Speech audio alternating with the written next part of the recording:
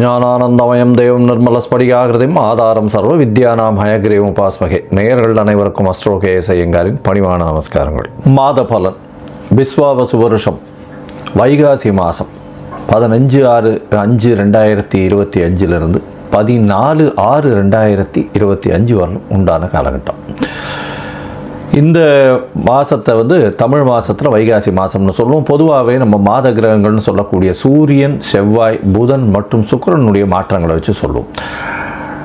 நம்ம இந்த மாத கிரகங்கள், அதாவது சூரியனுடைய மாற்றங்கள் ஒரு ராசியிலிருந்து அடுத்த ராசிக்கு போகக்கூடிய காலகட்டத்தை சௌரமான மாதம்னு சொல்லுவோம். அந்த சௌரமான மாதத்தை கடைபிடிக்கக்கூடியவர்கள் நம்ம அதில் பார்த்தீங்கன்னா மேஷத்திலிருந்து ரிஷபத்திற்கு, அதாவது சித்திரையிலிருந்து வைகாசிக்கு 15/5/2025 அன்னைக்கு சூரியன் பெயர்ச்சி ஆகிடுறார். அதனால் மாத பெயர்ச்சி, மாதம் பிறக்கிறது.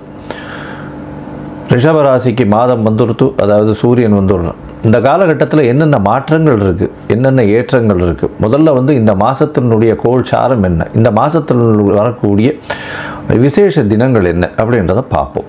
இந்த மாதத்தினுடைய கோள் சாரம் அப்படின்னு எடுத்தோம்னா, காலபுருஷ தத்துவத்தின் முதல் ராசியில் புதன், இரண்டாவது ராசியான ரிஷபத்தில் சூரியன், மூன்றாவது ராசி அப்படின்னு சொல்லக்கூடிய மிதுனத்தில் குரு பகவான் மாறிட்டார். அடுத்தது செவ்வாய் கடகத்தில் இருக்கார், நீச்சப்பட்டு போய் செவ்வாய் இருக்கார். கேது 5ஆம் இடம்னு சொல்லக்கூடிய சிம்மத்திலும், ராகு சனி 11ஆம் இடம்னு சொல்லக்கூடிய காலபுருஷ தத்துவத்தின் 11ஆம் இடம் அப்படின்னு சொல்லக்கூடிய கும்பத்திலையும், மீனத்தில் சுக்கிரன் உச்சம் பெற்று போயும் இருக்கிறது இந்த மாதத்தினுடைய விசேஷம். இந்த மாதத்தில் பார்த்தோம்னா எல்லா கிரகங்களும் ராகு கேத்துக்குள்ளே அடப்பட்டு போகிறது. இது ஒரு பெரிய விஷயத்தை நம்ம முக்கியமாக பார்க்கணும். ஒன்று. ரெண்டாவது விஷயம் பார்த்தேன்னா, கிரக மாளிகா யோகம்னு சொல்லக்கூடியது மாலை மாதிரி எல்லா கட்டங்களிலும், அதாவது கும்பத்திலிருந்து சிம்மம் வரலும் 6 கட்டங்களில், அதாவது 7 கட்டங்களில் பார்த்தீங்களேனா உங்களுக்கு கிரகங்கள் இருக்குது சுற்றி. சந்திரனை நம்ம எடுக்காமையே எல்லா கிரகங்களும் இருக்குது, மாத கிரகங்கள், வருட கிரகங்கள்லாம் இருக்குது. ஸோ இது ஒரு நல்ல ஏற்றத்தை கொடுக்கும். இப்போ இந்த மாதத்தினுடைய பலன்கள் என்னன்றதையும் பார்க்கலாம். இந்த மாதத்தில் வரக்கூடிய கோள் மாற்றங்கள் என்னென்ன இருக்குது அப்படின்றத பார்ப்போம். இந்த மாதத்தில் பார்த்தேன்னா புதன், அதாவது மாத கிரகத்தில் பார்த்தோன்னா புதன் அடுத்த நாளே 16ஆம் தேதியே 16/5/2025 அன்றைக்கே மேஷத்திலிருந்து ரிஷபத்துக்கு போயிடுறார். அதை தவிர இந்த மாத கடைசி அப்படின்னு சொல்லக்கூடியது 2/6/2025 middle of the Tamil month 2ஆம் தேதி 6ஆம் மாதத்து அன்றைக்கி ரிஷபத்திலிருந்து மிதுனத்துக்கு போயிடுறார். புதன் ஆட்சி பெற்று போகிறார். சுக்கிரன் இந்த மாதத்தில் மாற்றம் இருக்குது. சுக்கிரன் ஒரு 15 தேதி, அதாவது 31/5/2025 அன்றைக்கி பார்த்தோன்னா சுக்கிரன் மீனத்தில் உச்சம் பெற்ற சுக்கிரன் மேஷத்துக்கு மாறுறார். செவ்வாய் நீச்சத்தில் இருக்கார். இந்த மாதத்தினுடைய கடைசியில், அதாவது கிட்டத்தட்ட 8/6/2025 ஒரு வாரம் முன்னாடி கடகத்திலிருந்து சிம்மத்துக்கு போகிறார், கேத்துவோடு சம்பந்தப்படுறார். இதுதான் இந்த மாதத்தினுடைய மாற்றங்கள் கிரகத்தில். இந்த மாதத்தில் வரக்கூடிய விசேஷமான நாட்கள்னு பார்த்தோம்னா, இந்த மாதத்தில் வைகாசி அமாவாசை, எப்பொழுதுமே சூரியனும் சந்திரனும் சேரக்கூடிய இந்த 0 பாகைன்னு சொல்லக்கூடியது வைகாசி அமாவாசை. ஒரு நல்ல ஏற்றமான தினம். முன்னோர்களுக்கு திதி கொடுக்க வேண்டிய தினம், முன்னோர்களை பற்றி நினைக்க வேண்டிய தினம். வேறு எந்த ஒரு விஷயத்தையும் இந்த காலகட்டத்தில் எடுப்பது சரியல்ல. புதிய விஷயங்கள் ஏதாவது எடுக்கணும்னா இந்த காலகட்டம் சரி கிடையாது. அமாவாசை தாண்டி தான் எடுக்கணும். அடுத்தது பார்த்தோன்னா இந்த மாதத்தில், அதாவது 27/5 அன்றைக்கி அமாவாசை வருது. 28/5 அப்படின்னு பார்க்கும்பொழுது 2025 அக்னி நட்சத்திரம் நிவர்த்தி வருது. அக்னி நட்சத்திரம் அப்படின்றது கிட்டத்தட்ட ஒரு 26-28 நாள் வரும். சூரியனுடைய பிரவேசம் கிருத்திகா நட்சத்திரத்திலிருந்து ரோகிணி நட்சத்திரம் வரலும் போகக்கூடிய காலகட்டமாக இருக்கும். ஒரு வருஷம் வரக்கூடியது. இந்த 26 நாட்கள் வெயிலின் தாக்கம் அதிகமாக இருக்கக்கூடிய காலகட்டம்னு சொல்லுவோம். இந்த காலகட்டத்தில் முகூர்த்தங்கள்லாம் வைக்கிறதில்ல, சுப முகூர்த்தங்கள்லாம் பொதுவாகவே வைக்கிறதில்ல. ஏன்னா அக்னி நட்சத்திர காலங்கள் எடுக்கிறது கிடையாது.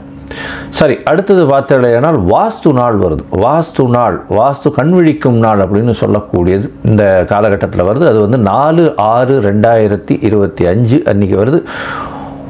9:05 10:35 1 மணி நேரம் 30 நிமிஷம் 90 நிமிஷம். பொதுவாகவே வாஸ்து கண் விழிக்கும் வேலையில் பார்த்தாலேயானால் 5 விதமாக பிரிச்சுக்கிறோம்.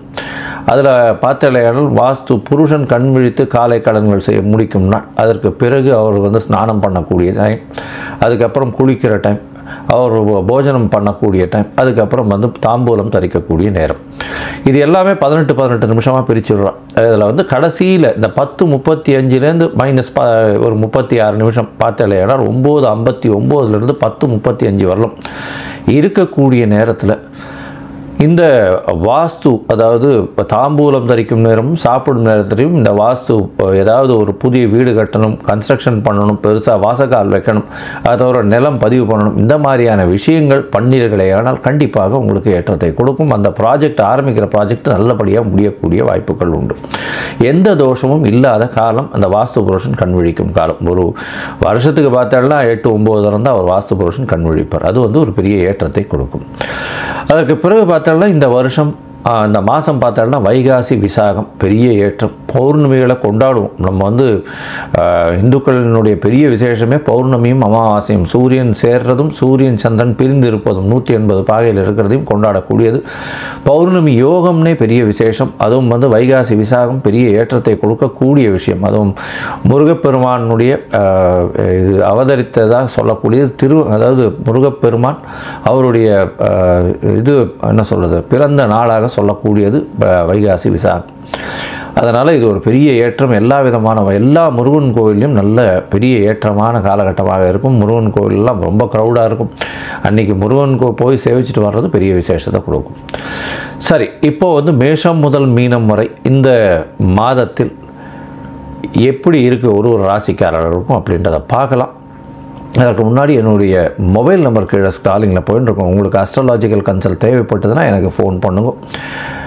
உங்களுடைய ஜாதகத்தில் நீங்கள் உங்களுடைய date, time, place of birth, உங்களுடைய பெயர், தாய் தகப்பனார் பெயர் இது வரலாம் அனுப்பி வைங்க. ஏன்னா நான் பார்க்கக்கூடிய ஜாதகத்தில் முக்கால்வாசி ஜாதகத்தில் சந்தி அதிகமாக இருக்குது. சந்தின்னு சொல்லக்கூடியது நட்சத்திர சந்தி, நட்சத்திர பாத சந்தி, லக்ன சந்தி, இதெல்லாம் நிறைய இருக்குது. மிருகசீரிஷம் 2ஆம் பாதம் நினச்சின்னு இருப்பார். ரிஷபராசின்னு மிருகசீரிஷம் 3ஆம் பாதமாக இருக்கும். அதனால் மிதுன ராசியாக இருக்கும். கோவிலில் போய் அர்ச்சனை பண்ணுறது ஒரு 50 வயசு 50-55 வயசு கூட ஆகிருக்கும். அவளுக்கு ராசி நட்சத்திரமே மாறி இருக்கும். அதாவது நட்சத்திரமே மாறி இருக்கும். இந்த நட்சத்திரம் இந்த ராசியில் இருக்கிறது அடுத்த ராசியும் சில நேரத்தில் மிருகசீரிஷம் 1ஆம் பாதம் ரிஷபராசின்னு சொல்லிட்டு இருப்பாள். ரோகிணி நட்சத்திரம் 4ஆம் பாதமாக இருக்கும். ஸோ அதனால் முதல்ல சந்தி இருக்கான்றதை தெளிவுபடுத்திட்டு அதுக்கப்புறம் உங்களுடைய நட்சத்திரம் என்னன்றதை தெரிஞ்சுட்டு உங்களுடைய கோச்சார பலன் என்ன, கோச்சாரத்தில் உங்களுடைய நிலைமை என்ன, உங்களுடைய தசாபுக்தி அந்தரம் சூக்ஷ்மம் எந்த அளவு இருக்குன்றதை பார்த்து உங்களுக்கு உண்டான பலனை சொல்கிறேன். அதற்கு உண்டான கட்டணம் என்னன்றதையும் சொல்கிறேன். அந்த கட்டணத்தை போட்டு அப்பாயின்மெண்ட் வாங்கிக்கோங்க.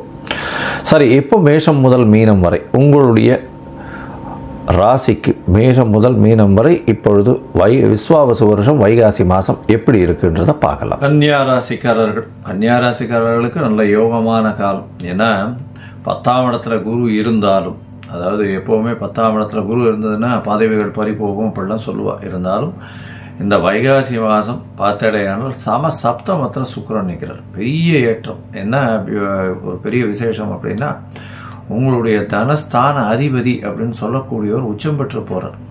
அது தவிர பார்த்தீங்கன்னா தனஸ்தானத்தை தனக்காரகன் ஆன குரு பார்க்குறார். அதனால் பண வரவருக்கு பஞ்சம் இருக்காது. போட்டிகள் எல்லாவற்றிலும் வெற்றி கிடைக்கும். 6ஆம் இடத்துல சனியும் ராகுவும் இருக்கிறது பெரிய விசேஷத்தை கொடுக்கக்கூடிய காலகட்டம். புதிய வேலை கிடைக்கும், வேலையில் மாற்றம் கிடைக்கும், வேலையில் ஏற்றம் கிடைக்கும். ஏற்றத்தின் மூலியமாக பொருளாதாரம் உயரக்கூடிய வாய்ப்புகள் நிச்சயமாக உண்டு.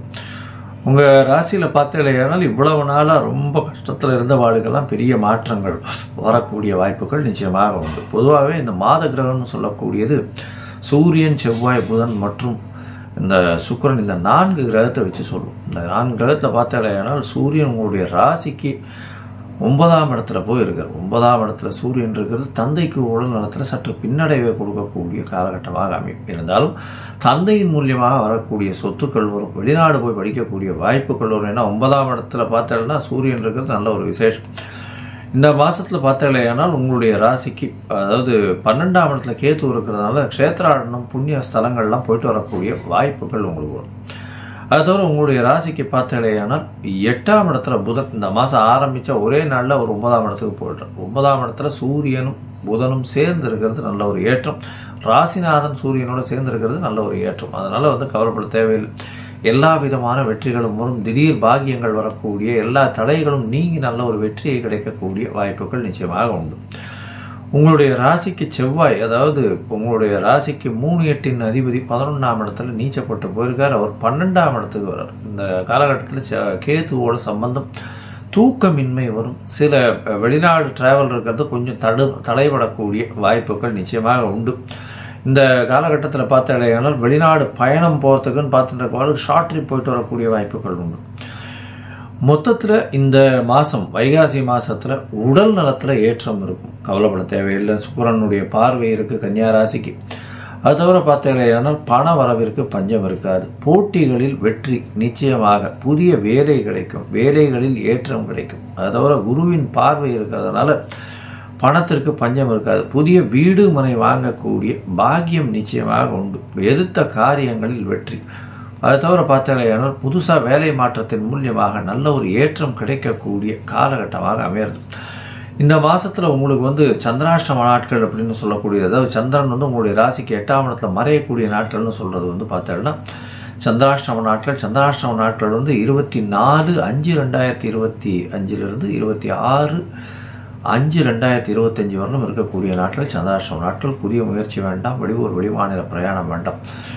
புதிதாக வந்து எந்த ஒரு முயற்சியும் எடுக்காதீங்க. கொஞ்சம் பொறுமையாக இருக்கும். இந்த காலகட்டத்தில் நிச்சயமாக நல்ல ஒரு ஏற்றம் கிடைக்கக்கூடிய காலகட்டமாக இருக்கும். ஒருவேளை இந்த காலகட்டத்தில் பண்ண வேண்டிய கட்டாயம் இருந்தது. ஆனால் சந்திரனுக்கு உண்டான எளிய பரிகாரம், அருகில் இருக்கக்கூடிய கோவில் நெல் இல்லைன்னா பச்சரிசி தானம் கொடுத்துட்டு போங்க உங்களால் முடிஞ்சது. அது வந்து சந்திராஷ்டமத்தின் தாக்கத்தை குறைக்கும்.